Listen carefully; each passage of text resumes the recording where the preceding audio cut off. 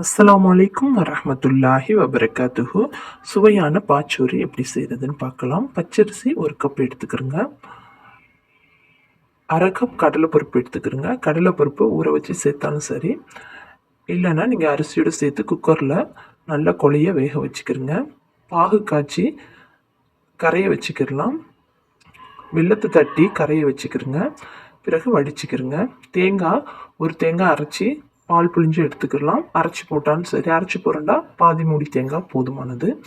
இப்போ நம்ம சூப்பராக சுத்தமாக வடிகட்டி எடுத்தாச்சு. வெல்லத்துக்கு பதிலாக நீங்கள் சீனி வேணாலும் சேர்த்துக்கலாம். பொங்கல் செய்வோம்ல அதே மெத்தடு தான். சீனி சேர்த்திங்கன்னா கலர் கொஞ்சம் சேஞ்ச் ஆகி வெள்ளையாக இருக்கும். இது வெல்லம் சேர்க்குறனால கொஞ்சம் கலரு பொங்கல் கலரில் இருக்கும்.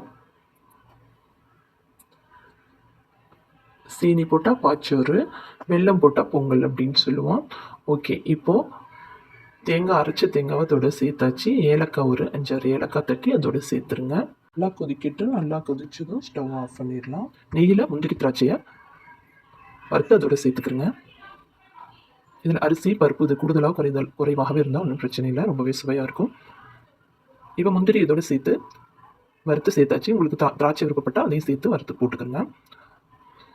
இப்போ கிண்டி விட்டுடலாம். ஸ்டவ் ஆஃப் பண்ணிடுங்க. ரொம்பவே சுவையான பாச்சோறு ரெடி ஆயிடுச்சு. நீங்களும் இது போல சுவையாக செய்து சாப்பிடுங்க இன்ஷா அல்லாஹ்.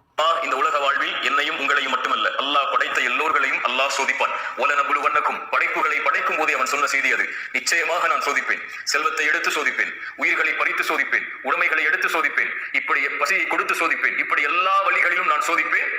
ஆனால் பொறுமையாளர்களுக்கு சொல்லுங்கள் ஒரு செய்தி என்று அல்லாஹ் சொல்லவில்லை. வபஷ்ஷிரிஸ் சாபிரீன், பொறுமையாளர்களுக்கு நல்ல செய்தியை, நற்செய்தியை நபியை சொல்லிவிடுங்கள். என்ன நற்செய்தி? அல்லதீன இதா அஸாபத்துஹும் முஸீபா, அவர்களுக்கு ஏதாவது சோதனை ஏற்பட்டால் அவர்கள் என்ன தெரியுமா சொல்லுவார்கள்? இன்னா லில்லாஹ், நாங்கள் அல்லாஹ்வை சார்ந்தவர்கள், வ இன்னா இலைஹி ராஜிஊன், அவனிடத்தில் தான் நாங்கள் செல்ல இருக்கிறோம். எங்களை படைத்தவன் அவன், எங்களை மரணிக்க செய்பவனும் அவன்தான். அவனுடைய நாட்டத்தை மீறி எங்களுடைய வாழ்வில் எதுவும் நடக்காது.